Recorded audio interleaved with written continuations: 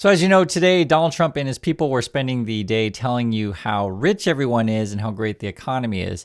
And now they're providing some solutions of what's going on. So first, in order to make everyone rich, they want to rename airports after, you guessed it, Donald Trump. Donald J. Trump International Airport, the president's company, trademarked it. Okay. I guess the code for the airport would then be DJT, of course, Donald Trump International Airport. And while you're in the Trump airport, they want to sell you merchandise because, of course, they do. The application, this is like they're filing paperwork for this stuff. The application also sought to use the name in connection with a variety of airport-themed merchandise. Okay, what kind of stuff do you want to sell me? Luggage. So I guess we're going to have Trump-themed luggage. Animal carriers. So your dog and cat can travel in style with a Trump carrier. Okay. And then this one was a strange one. It says, quote, shoes for protection of airline passengers' feet during airport security screening. So evidently, from their point of view, if you buy Trump-themed shoes, you'll get through airport security faster. So that's our solution for the economy.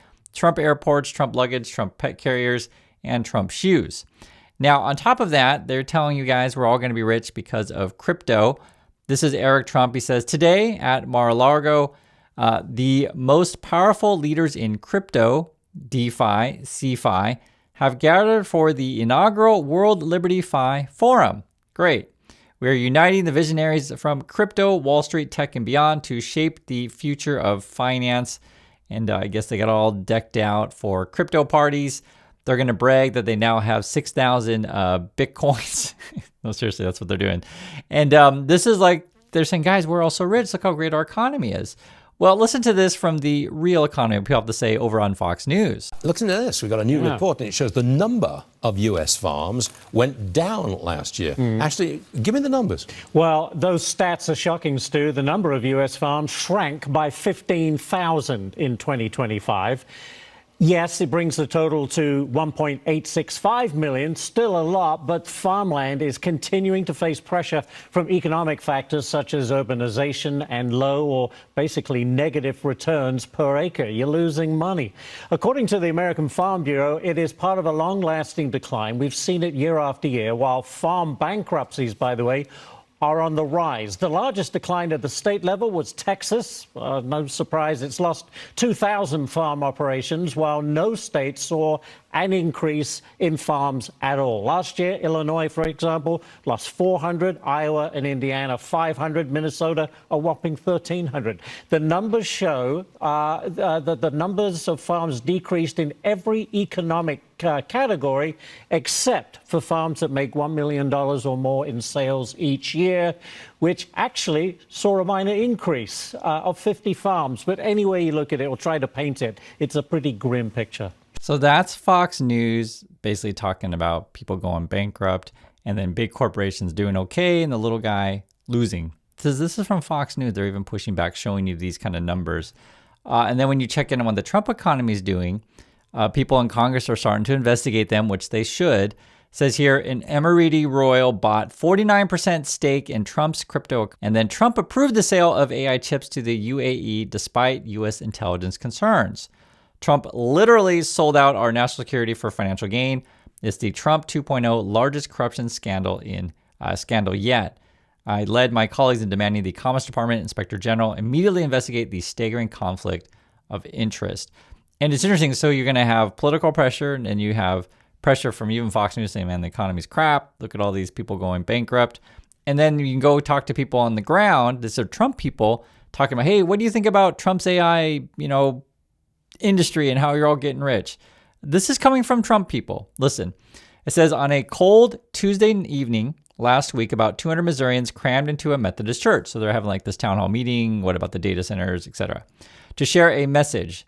The AI revolution embraced by Donald Trump's White House did not have their unqualified support.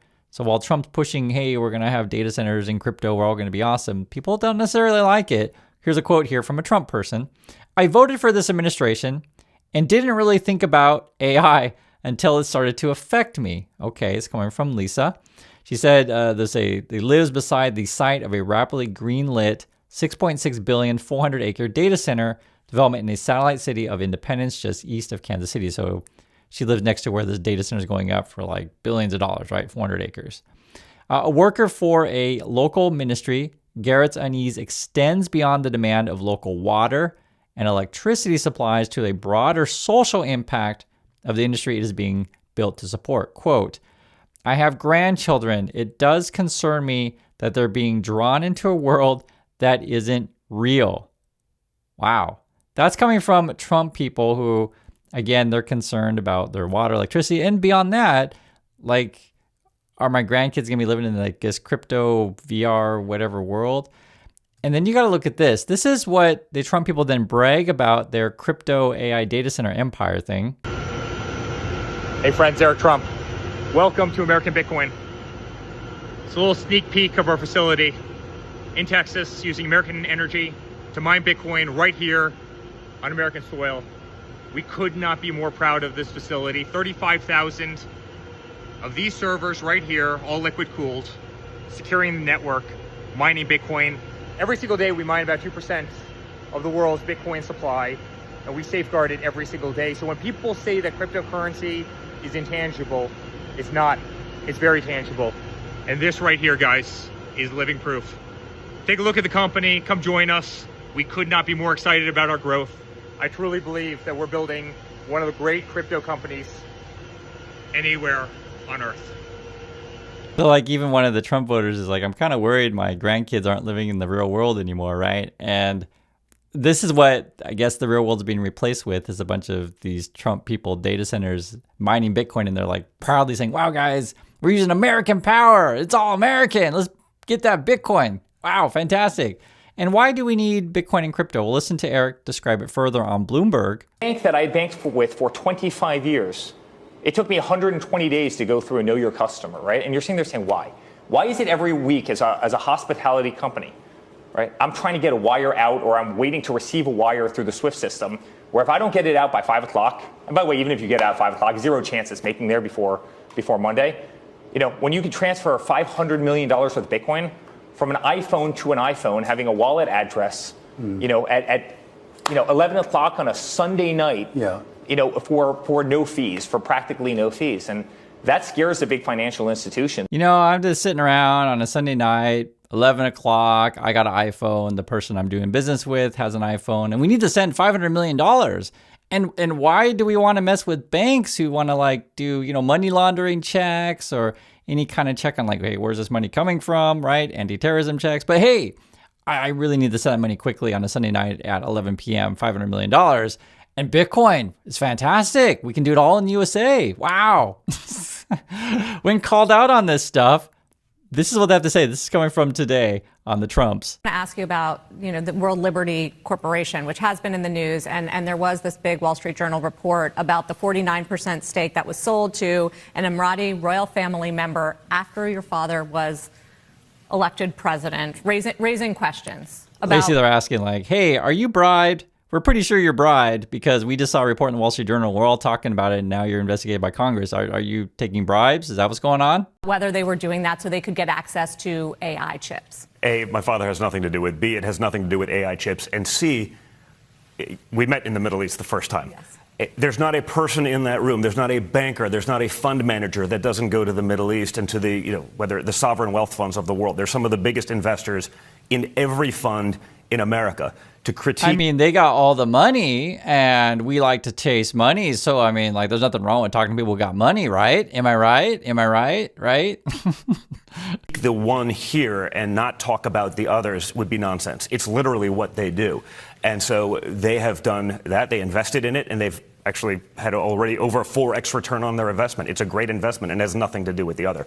We've been dealing with the conflict of interest stuff for years. I mean, they tried all this nonsense the first time around. Frankly, it's gotten old. They were the ones that put us into this position by... We've been, you know, doing dirty money for years, and people have been talking about it, and it's like, it's just gotten old. Just stop talking about it. Just stop talking about it. And you know, is this ridiculous? It's like watching a crime, TV show live. It's so crazy. Creating legislation to try to put us out of business. We just fought back. We weren't willing to sit in the corner, curl up in a ball and die like they would love us to do. That's not how we function. That's not how we operate. And you can see that whether it's my father or us, that's never going to happen. We're going to do what we need to do to fight back. Right? It's the greatest law of unintended consequences. If you look at what they tried to do when they threw my father off of Twitter, and they did the same to Don and myself and pretty much everybody else in our family. They took us off of Twitter. They took us off of Facebook. They took us off of Instagram. Now what they're doing is gaslighting you. They'll be like, guys, this is not about crypto. This is not about bribes. This is about free speech. And we can tweet whatever we want about free speech, and they just don't like that we tweet whatever we want about free speech. And so if you support free speech, you support us. It's not about crypto. It's not about bribes.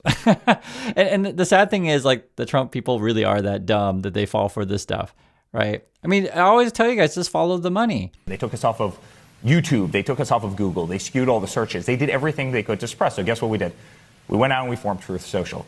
Then not too long after that, all the banks, they start canceling us left and right, every single one of them. Every single one of the big banks. They start canceling us. Guess what we did? We went out and we got into DeFi because we realized it was the future of finance. And the great irony is, we had all this dirty money, flying around, and people are asking questions. You know what we did? We decided to go all in the crypto, because crypto is where it's at. And we talked to the people who got the money, and they happen to be in the Middle East. And I mean, they got money. I always wonder, how do the MAGA people read this stuff? Because isn't it obvious these people are crooks? Isn't it obvious? And they're becoming more and more brazen. And this is when Congress, as I just showed you guys today, they're looking to investigate this stuff, which you totally should. And any one of these scandals would end someone's career in politics in any normal country. The Trumps, it's just every day. And very executives that called us back in those days to cancel us are actually in this room right now. It is a law of unintended consequences. And I think, for a long time they fought it. And I think at this point they realize they can't fight it. The train has left the station. This is happening worldwide. The whole world is adopting crypto in a very, very big, fast manner. And they'd much rather be on the side of something that's clearly the future. So now that we're in office and we're pushing crypto, and if you want to bribe us with crypto, that's a way to do it. So they're all showing up to our door. I mean, this is what they're doing. It's out in public, so you guys can all see it for yourself. And then they try to always gaslight and tell you how rich you are and stuff like that, which I'll just tell you what's going on. This is the financial news today, CNBC. This is the phrase that we're using today. Boom session. Boom session. The boom session, why Americans feel left behind by a growing economy. So you're taking the word boom, combining it with recession, and you're calling it a boom session. And this chart here, which I think really tells the story, it says spending across income groups by category. And recently, Greer and Hassett were on TV telling you how rich you are and how tariffs and inflation doesn't affect you. You're just so rich, right? Well, this actually really shows it really well. So first is spending, share of spending on shelter. So how much do you pay for your rent, your mortgage, your home, basically, okay? If you're in the bottom 20% of the economic scale, 26% of your income basically then goes to pay for your rent, your mortgage, your housing, okay? If you're more wealthy, a smaller percent of your income goes to pay for housing. And I'm just putting this up there so you can see it for yourself. I know sometimes when you mention too many numbers, some of the MAGA get confused. But basically, just things cost more, and it's a higher proportion of your income. You have to understand these really basic concepts so you don't get gaslit by these people. Spending on groceries, it's the same story. The further you go down the economic scale, right, when prices go up on food, when prices go up on your house, it's a larger portion of how much money you have, right? So easiest way to describe it, let's say you make $1,000 a month, $2,000 a month, something in that nature. And if your groceries go up by $100, that's a pretty sizable chunk. Like you feel it. Whereas to Elon Musk, billions of dollars or whatever, $100 a month is nothing to him, right? And so this is why you show these kind of charts. This doesn't necessarily capture everything. Why did I say that? Because they lump the top amount in the top 20%. But if you just look at the top 1%, it would really, really show how much of disparity that it is. So essentially, long story short, things cost a lot. Jobs don't pay that much to make it in today's world. And you can see a larger portion of your income goes just to live, food and shelter. That's the easiest way to think about it.